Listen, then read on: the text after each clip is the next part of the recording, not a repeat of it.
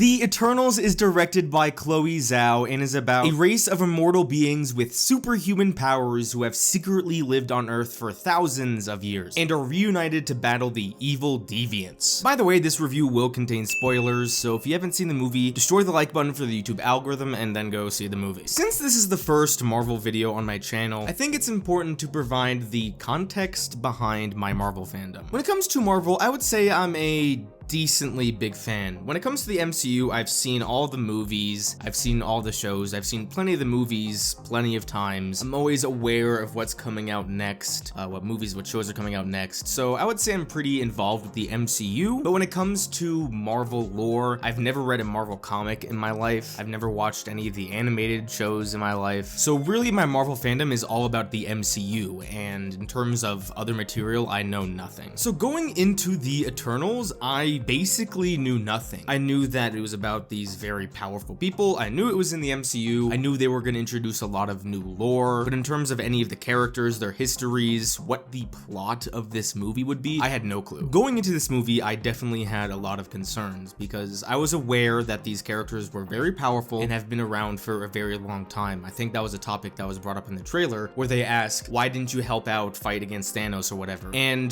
those questions really matter to me because I'm a big canon junkie and continuity matters a lot. And the fact that these really powerful people weren't there to fight Thanos really bothers me, and I really needed a good explanation as to why. Also going into this, I was aware of the Rotten Tomatoes score, which is currently at 49%. This may piss some people off, but I usually tend to agree with Rotten Tomatoes and what their score is. So I was definitely nervous going in that I wouldn't like this movie. So having seen the movie now and having about 24 hours to really just think about my thoughts on the movie, I can confidently say I really love this movie. I mean, I really love this movie. I love the characters, I love the world building and the lore, I love the cinematography, just the way the film was shot. But if I had to summarize the biggest reason why I love this movie so much, I would say it's because the film poses a central question, and the way the characters in the movie react to that central question and how they have different philosophies on that central question was very interesting to me and very unique for a Marvel movie. The closest we've gotten to that was probably Civil War because, you know, they talk about the Sokovia Accords and the split down the line as to what they should do. This movie was kind of like that for me, but a lot more complicated. And I love when films explore really complex questions, but in a way that's easy for a casual viewer to understand. When it comes to movies that I love, I would say the biggest factor for me loving a movie, it's about the human heart in conflict with itself. So when people are struggling with a certain decision, whether it be a central question, some morals, what they should do in a certain situation, I love that because that's when you are shown real character. And pretty much all the main characters in this movie, they all have to face the central question, which I'll get into in a bit, and I really loved that. Throughout the movie, there was 3 turning points that were really big for me, and each turning point made the movie significantly better. So by the time we were on the 3rd turning point, I was already in love with this movie. So I'm gonna cover this movie chronologically, but not go super in depth, and I'll say what those 3 turning points were, why they mattered so much to me, and how each one made the movie much better in my opinion. And then I'll talk about my problems with the movie, because even though I do love this movie, I do have problems with it. So the movie begins, and we're introduced to the lore of the Eternals and what their purpose is. These Eternals were sent to Earth to protect humanity from the Deviants, and that is pretty much their only purpose. And besides that, their one rule is do not get involved with any conflict that does not involve the Deviants. So if there's mass genocide, world wars, anything, do not get involved unless there are Deviants. When the movie began and this was introduced as kind of the plot, I was really concerned because to me it sounded very generic. You have these super powerful beings and they're supposed to fight these monster looking creatures, and the fact that they were told not to interfere anywhere else to me was a cop-out for why they didn't help out against Thanos or any of the other big decisions. Now that I think about it, if Ultron destroyed the Earth in Age of Ultron, could the Celestial have been born?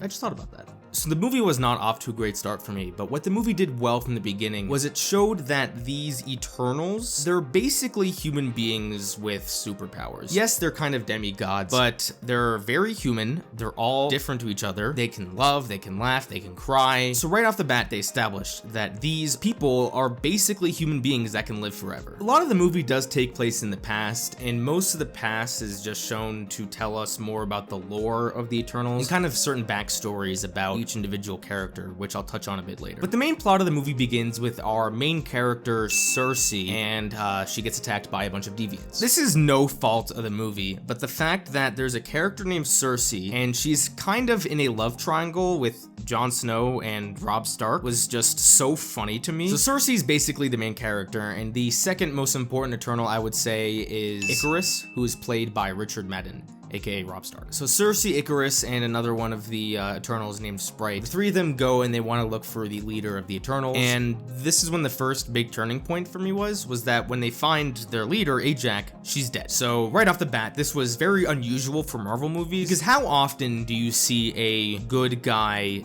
die in an MCU movie? I mean, yeah, you got Iron Man and I guess Captain America at the end of Endgame, but that was after 7 movies with each character. And that sets the tone for the rest of the movie that, yes, these Eternals are very powerful, but they're not invincible. They can be killed, which is very important for the rest of the story. So a good portion of the story goes by where the Eternals are just getting together with the other Eternals that are out there on the planet, you know, bringing the band back together. And we're getting more flashbacks, and they show us this very important flashback where the Eternals killed all the Deviants, and Ajak, the leader, tells them all to kind of just wander off, go anywhere on this planet and just try and live a life. And that was a big thing about this movie, is because when we meet up with the Eternals in the present day, they all have different lives. They're basically living like regular human beings, and that just further humanizes the characters. And they even tackle the question that I had where it was like, why don't you help out against Thanos, where one of the characters who was named Druig, and he's having a really tough time not getting involved, because it's like these people are killing each other. It's not human wars. What they're seeing is genocide. And he's like, I have a big problem with this. I'm going to stop it. And the fact that there's characters tackling that question was very interesting to me. And even though they're following these orders that at the time I didn't really like, the fact that the characters had different reactions to those orders was fascinating to me. Kumail Nanjiani's character was probably the funniest character in the MCU, no joke. But he was genuinely hilarious, but all the humor in this movie was really well done. So after Ajak is dead, she chose Cersei to be the next leader of the Eternals. And she has this brief like vision with Arishem, who's the main Celestial. Eventually, she learns the truth about the Eternals. And this was the big second turning point for me. So the Eternals are basically these synthetic beings, and their purpose is that they need to help give birth to a Celestial. And the way that they do that is that they protect humanity, because the way the Celestials are born is that they're inside a planet, and the more life that's on the planet, the faster the Celestial can grow. Then the Celestial can be born, and it would kill everyone on the planet. And that's basically what the central question of the movie is. It's that this Celestial, and the Celestials are very important, they're not just giant monsters. And if we kill a Celestial, yes, we're saving the planet that it's born from, but you're also preventing the existence of other civilizations. And that's a very interesting topic. So what's the morally correct answer here? It's very tough. And when the characters find out the true purpose of the Eternals, they all react in very different ways. So our main character, Cersei, she wants to try and stop this, because over time, she's fallen in love with humanity, she loves Jon Snow, and her and some of the other Eternals want to stop it. One of the other characters I really liked, his name was Phastos. He just started a family. Even though he's eternal and he lives forever, he has a husband and a kid. They are just living a happy life. So he, along with Cersei and some of the other Eternals, they want to stop the Celestial from being born. And that would say of the 3 turning points in the movie, that was the biggest one for me, because it shifted the plot from fighting the Deviants to tackling this essential question, and should we save the Earth? So they devise a plan to stop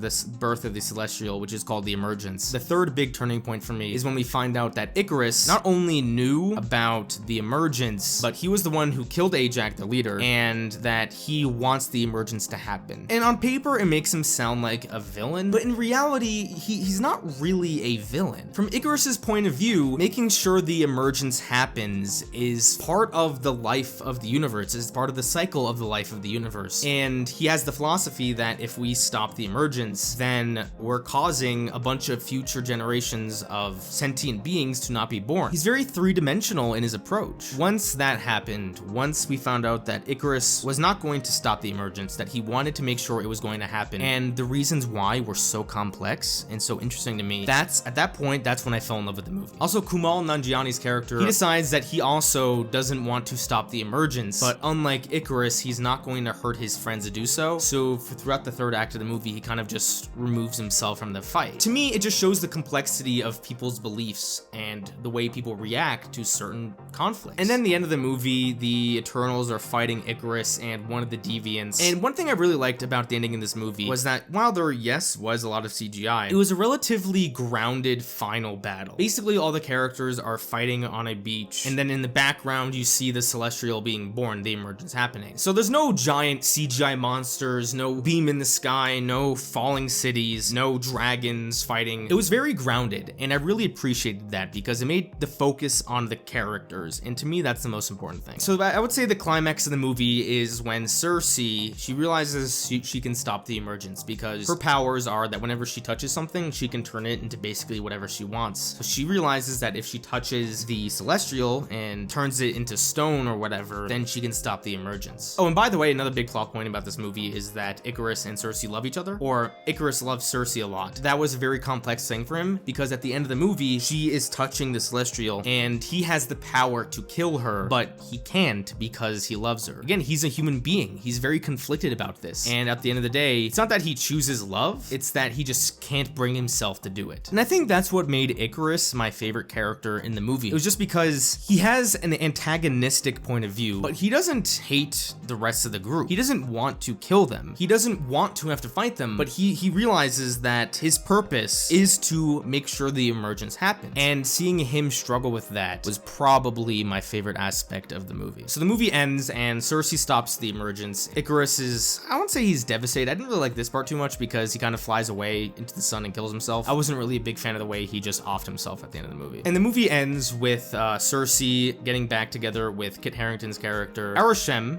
the Celestial, appears like in front of Earth and you can see him in the sky. And Arishem takes away the Eternals and he says something like, "You chose to sacrifice a Celestial to save humanity, and I'm gonna look into your memories and I will make judgment," and they get taken away. This is probably the fourth biggest turning point for the movie. But the reason I really love this is because for once in a Marvel movie, really, the characters' actions had actual consequences. The best example of this would easily be with Age of Ultron. Tony Stark literally created Ultron, which destroyed a city and killed thousands, if not a million people. And he doesn't face any consequences for this. You could argue that Civil War showed some of those consequences, but he directly didn't face any consequences because he agreed with the Sokovia Accords. But besides that, you still never see any characters really face consequences for destroying cities. But the fact that these characters, they made a decision and there are going to be clear consequences towards that decision, again, is just something I really appreciate. There's two post-credit scenes that aren't really anything special to me. They kind of just set up the future of the Eternals, and one of them shows up the future, or sets up the future of Kit Harington's character, and I have no clue what he will be a part of. So I love this movie, but let's get into the problems I have. And it's a little weird because the problems I have with this movie are not really with the movie itself. It's just the fact that this movie takes place in the Marvel Cinematic Universe. This was a problem I also had with Loki a little bit, that they introduced these concepts, and I just don't understand how they all relate to each other. So we learn that basically the Celestials are what spawns existence in the galaxy. Then what is their relationship to the Infinity Stones? And what are those relationships to the TVA? So when Thanos snapped his fingers and destroyed half of life, did he destroy half of the Celestials? Are they invincible? Also, did they create the Infinity Stones? And if they did, why? My biggest problem with this movie is that I just don't understand now what the point of the Infinity Stones were. And then what's the relationship with the TVA? Do they know that this emergence was supposed to happen, but it was stopped? I just don't understand the connections between all these things. There's definitely something I'm missing here, and I'm someone who follows the MCU relatively well, and I'm confused, so I cannot imagine what a genuine casual viewer thinks of these movies. The last thing I want to talk about is Rotten Tomatoes and the Rotten Tomatoes score of this movie, because I just don't understand people. I see people on Twitter who are like, "Oh, Rotten Tomatoes is wrong." I will forever not understand why so many people are obsessed with Rotten Tomatoes scores. I just do not understand why so many people care. Don't focus on Rotten Tomatoes. But overall, I would say I really love the Eternals. And that is my review for this movie. Just let me know what you thought about this video. video and if you would like to see me continue doing more of them. And that's it for today. See you guys!